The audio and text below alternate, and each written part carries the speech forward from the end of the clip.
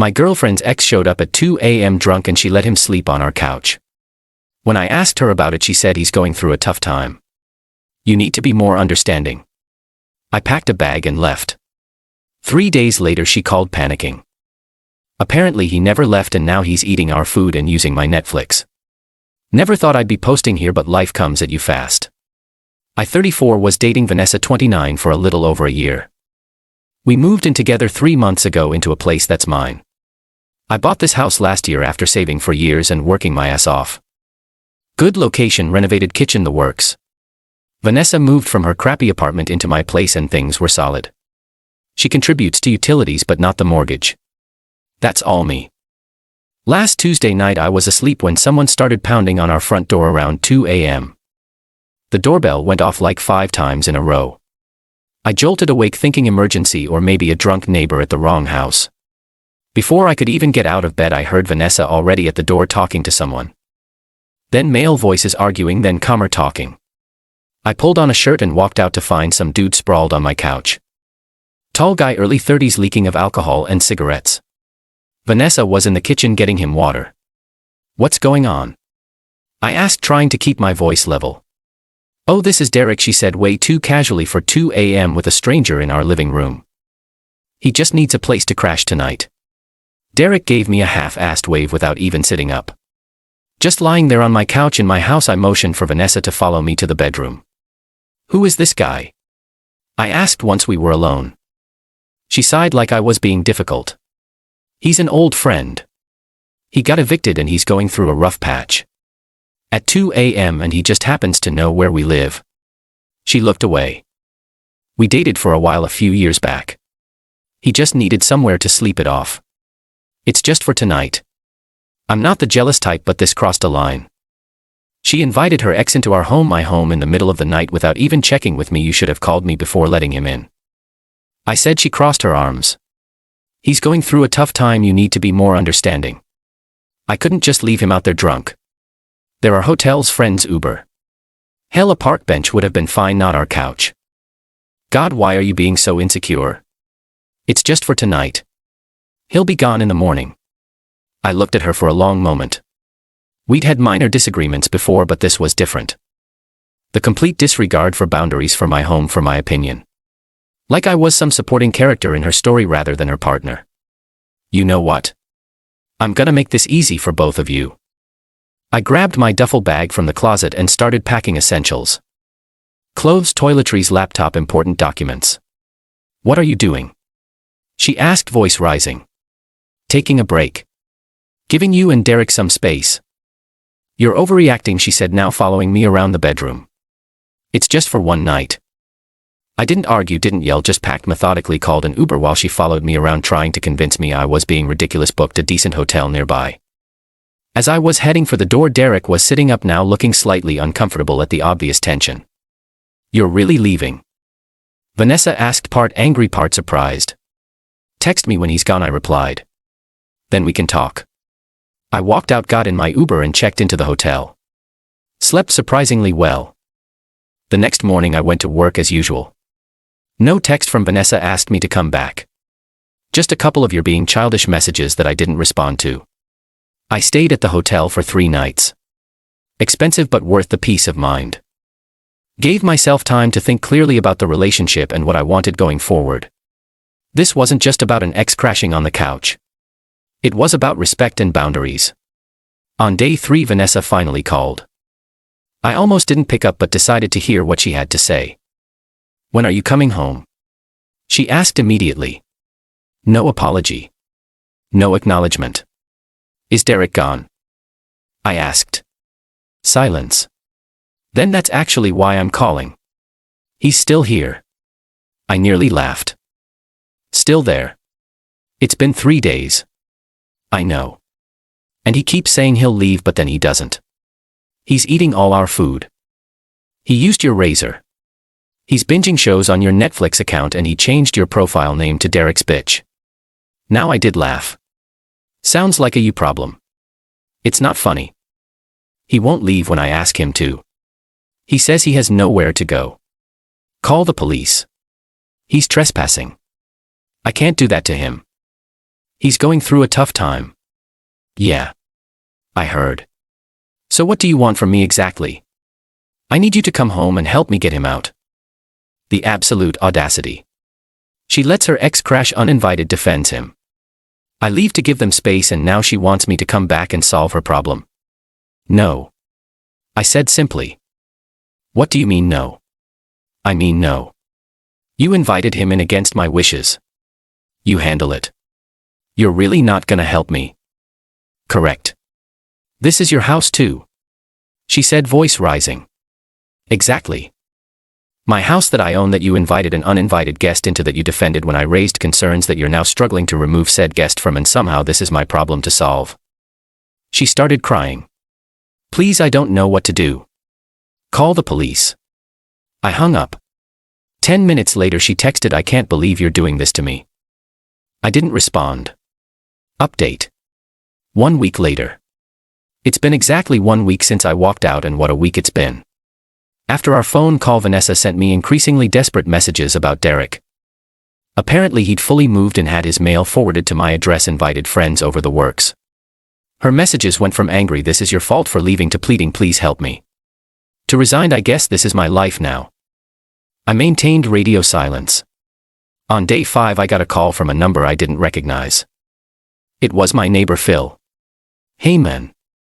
I got your number from the neighborhood directory. There's some concerning activity at your house. Lots of people coming and going. Loud music last night. Just wanted to check if everything's okay. I thanked him for the heads up and asked him to call the police if it happened again. Then I contacted my lawyer. On my lawyer's advice I documented everything. The initial incident, my departure, Vanessa's admission that Derek wouldn't leave the neighbor's report.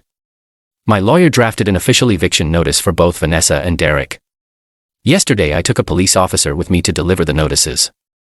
I'd called ahead to request a civil standby where an officer accompanies you to prevent conflict during a potentially volatile situation. When we arrived, the place was a mess. Empty beer bottles, pizza boxes, clothes everywhere. Derek was playing my PlayStation on my TV. 2 other guys I'd never seen before were hanging out in my kitchen. Vanessa looked horrified when she saw me with the officer. What is this? She asked. Official notice, I said, handing her the papers. You and all occupants have 30 days to vacate the premises.